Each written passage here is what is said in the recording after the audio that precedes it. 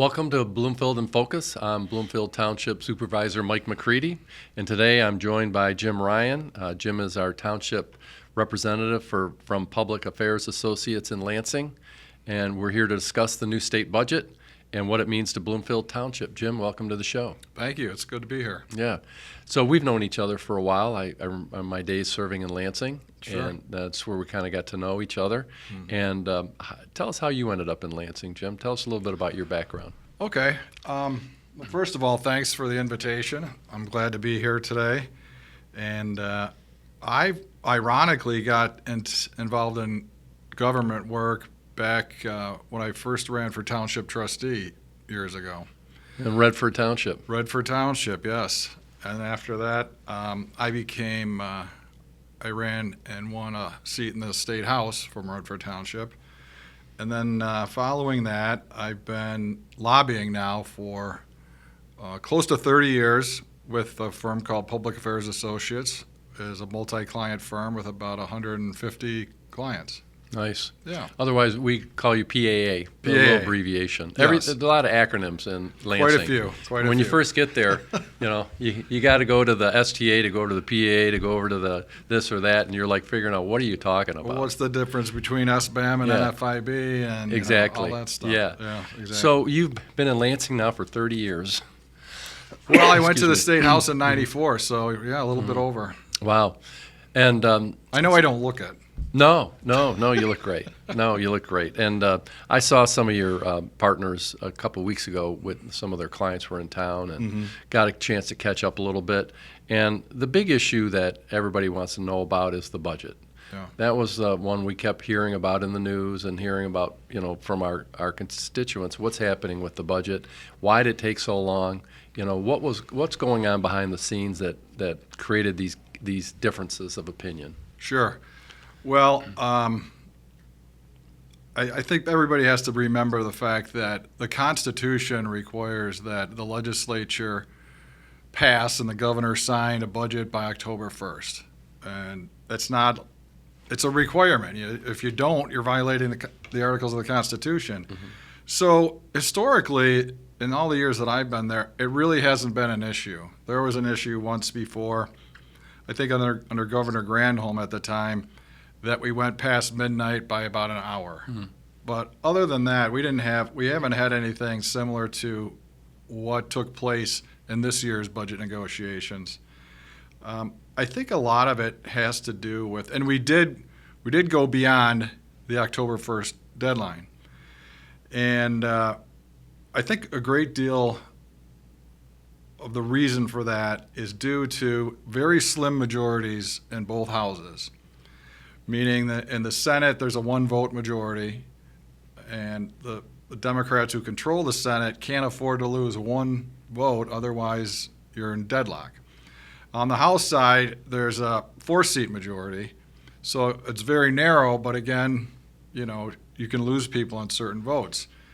In terms of how they're working together, I think one indication would be in terms of the Republicans and Democrats, House, Senate, and the governor.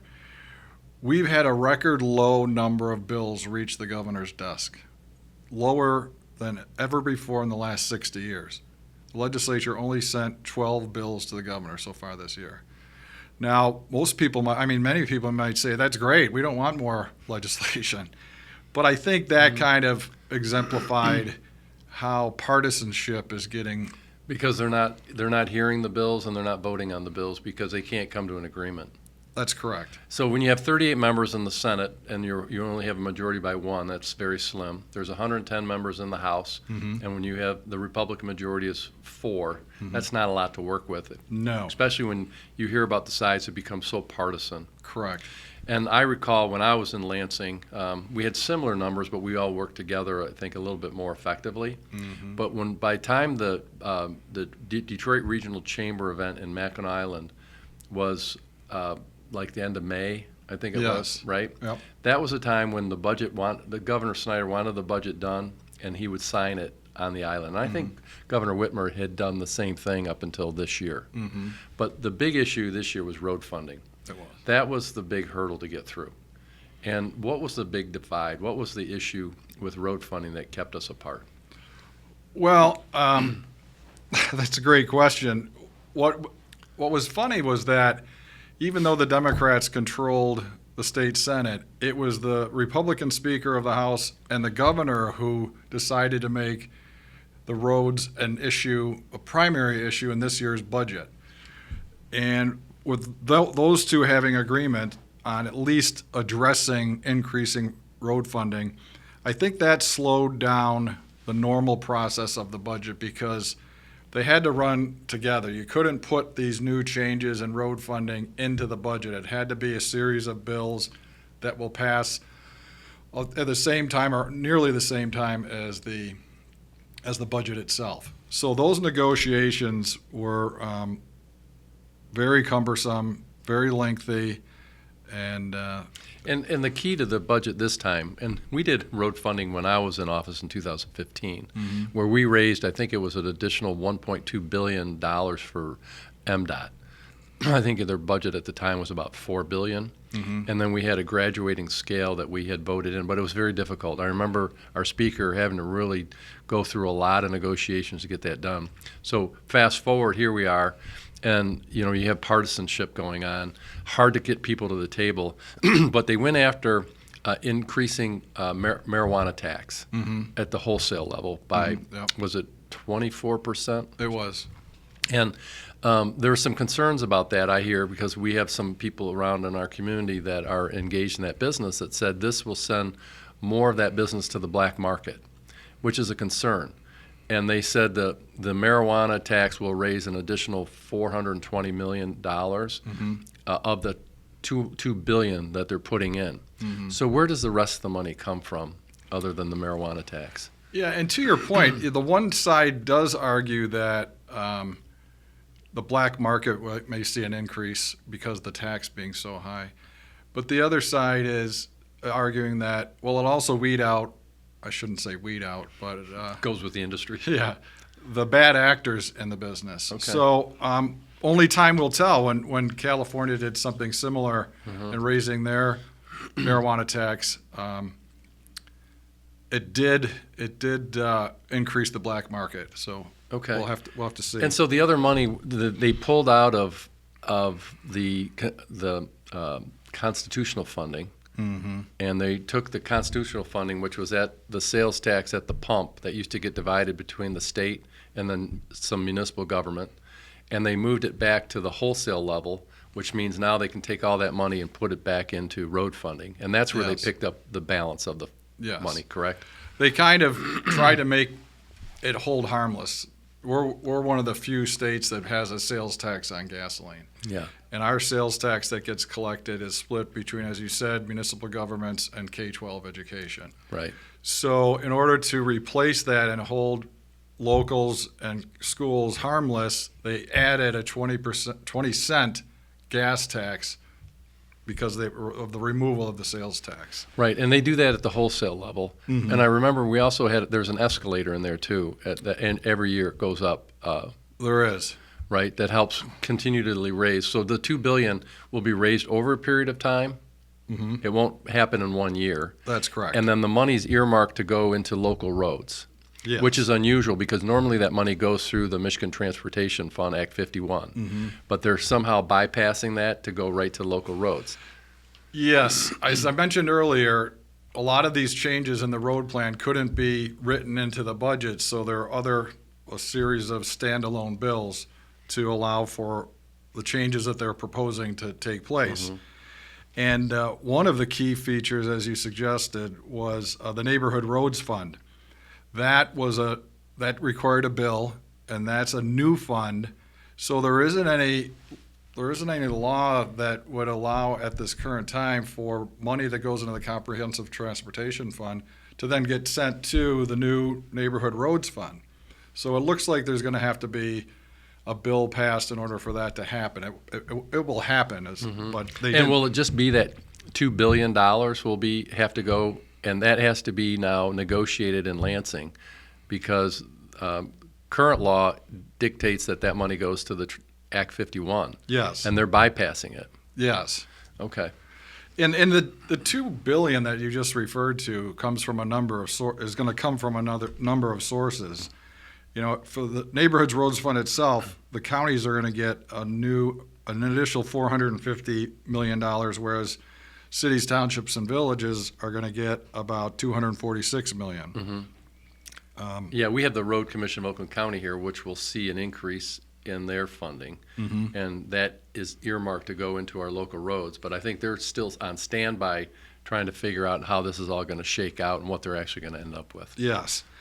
And there was also a redirection of a lot of money that was going into SOAR and economic development. Yep. Those have been removed and redirected into the roads fund as well. I saw that. Yeah, I don't think those SOAR worked out exactly the way it had been planned to work out. Right. No, most people would agree with that. And then the schools, because the schools were getting 4%, so they had to backfill schools, and the schools did see an increase this year. I think I read to about $10,000 per pupil, which is, you said, a 4.6% increase from last year? Yeah, I have to continue to look at my notes because Yeah. there's so many facts and figures, but you're exactly right, Mike. It's a 4.6% increase in the per pupil allowance, taking it up to $10,050, which is significant. So That's a big bump for the schools. it is a good bump for the schools. Right, so As we know, the governor's been a very strong supporter of public education since day one. So this was something this is one of her things that she needed to get in order for the whole thing to Well, she move. got a lot done because she got the road funding, which she'd been working on since she was elected, right? Her whole mantra was fix the damn road, so she's finally gotten that completed. And then now the schools are seeing a bigger increase than they've seen in the past. Some of the colleges and universities, I think they took a little bit of a hit, though, didn't they? Yeah, there's only so much money. You know, of the school budget, it's $24 billion, and of that, I'm trying to see here if I got. Community colleges got 2.8, and higher ed. Community colleges and higher ed got 2.8 of that 24 billion. The rest of it went to K-12. Okay. So they invested heavily in K-12. they did. Yeah, at some of the expense of the community colleges and higher ed. That's correct. Right. Yes. That was always an argument when I was in Lansing, and because of the formula that we use for the 15 public universities, it kind of is out of whack. Because some of the schools got much more than the other schools. We treat colleges differently than we treat K through 12. Absolutely, we Yeah, do. and that's Yeah. always been a big argument. Hard to work through some of these issues. It is, and keep in mind that the level of experience in the legislature these days is not like it was back in the day. I'm not saying one worse than the other, but you have a lot of people who are in the legislature today having 1 or 2 or 3 years experience, whereas in the past it was much more. Right. So It's hard to learn all this. it's a big learning It kind of curve. goes back to what I talked about, all these acronyms, because they use them so frequently in Right. Lansing. You got to figure out what are you talking about. Right. Right. And then when you get to know the numbers, and I was on appropriations, it's very difficult to dig into these budgets and understand them. And historically, how did we get to where we are today? There were a lot of legislators that came in at the beginning of COVID, and we were getting tens of billions of dollars in federal funds that we had never gotten here in the state before. And so these members of the appropriations that are freshmen thought, hey, this is what it's like every year. We just give all this money away.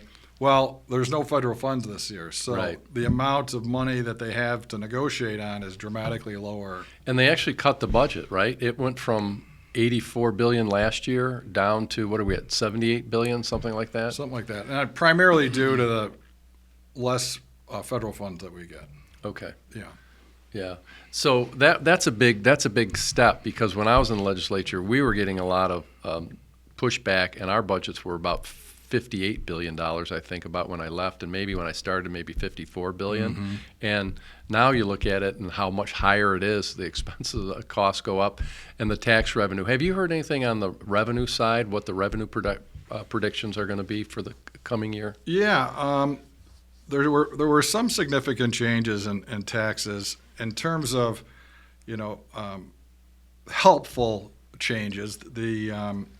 There was the passage of a bill to roll back the retirement tax, which would represent for seniors about $1,000 annually for over 500,000 people.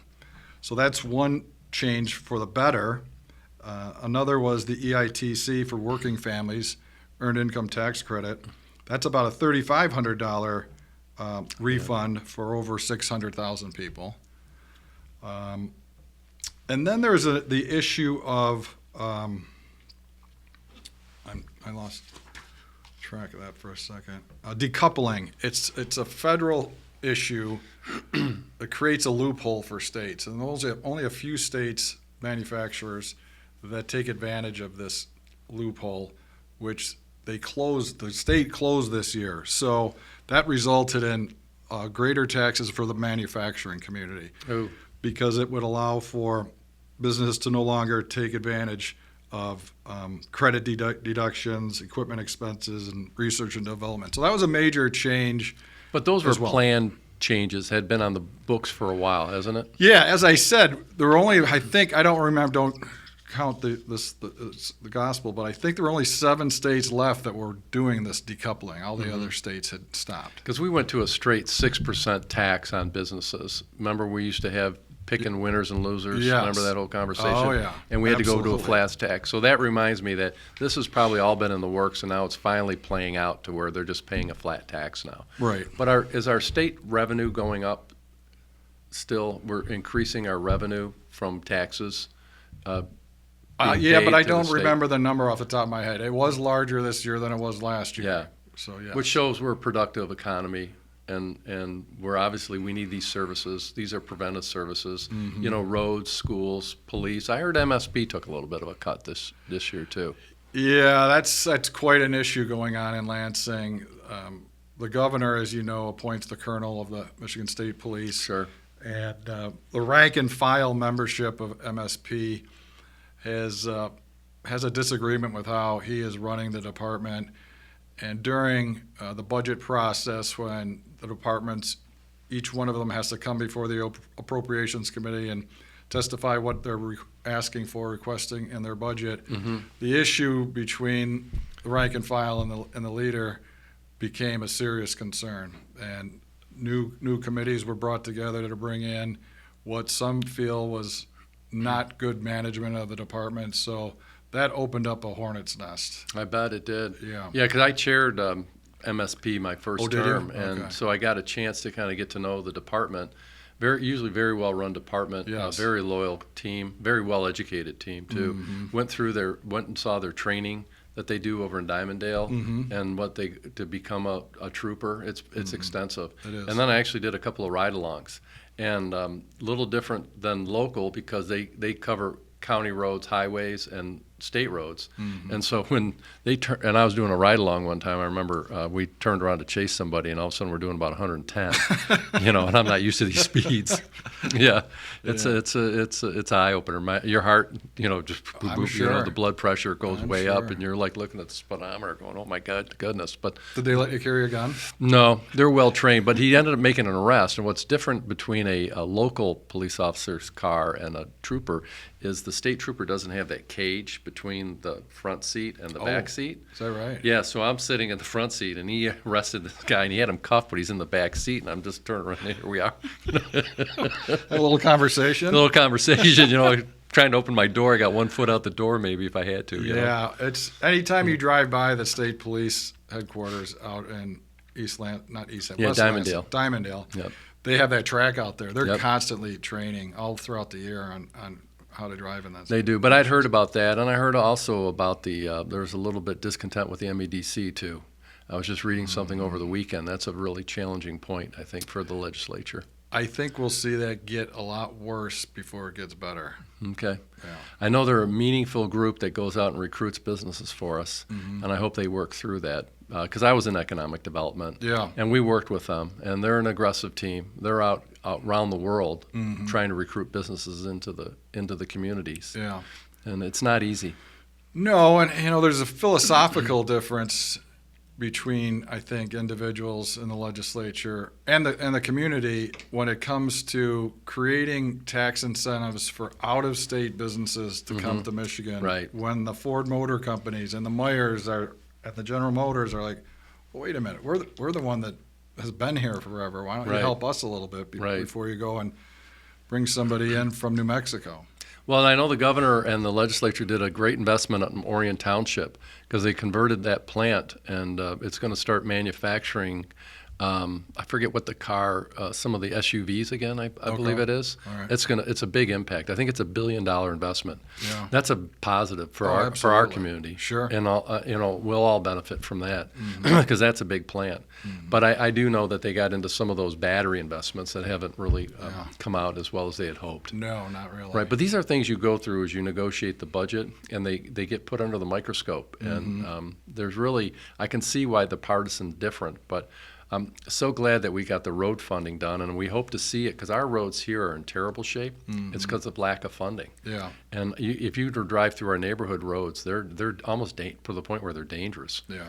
And I'm sure you see that in your community as well. I do. Yeah.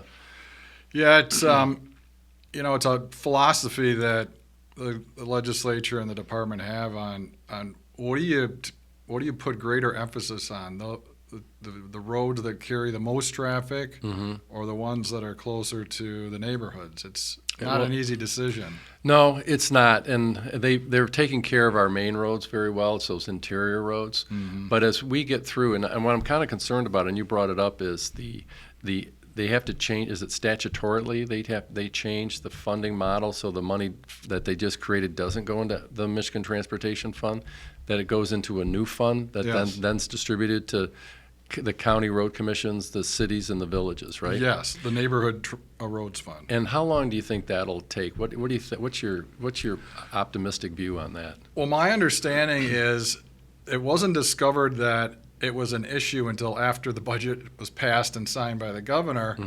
And at that point, all the lawyers are rereading everything because they had to make sure that the bills were drafted properly, the language is all there, and the implementing language is appropriate and within the rules of the Constitution. And here's where they stumbled upon this, that gas taxes collected go through the comprehensive transportation fund, get distributed through Act 51. Right. But here's this newly created neighborhood roads fund. Well, why doesn't that have to go through 51 to get there? Right. So they're going to have to vote again. Maybe. I don't think it's clear to them legally yet. Oh, this should be interesting. So stay tuned. Yes, stay tuned. Because it's just not taxes that you're paying at the pump. It's also your registration fees. And 90+% of your registration fees goes directly into roads as well.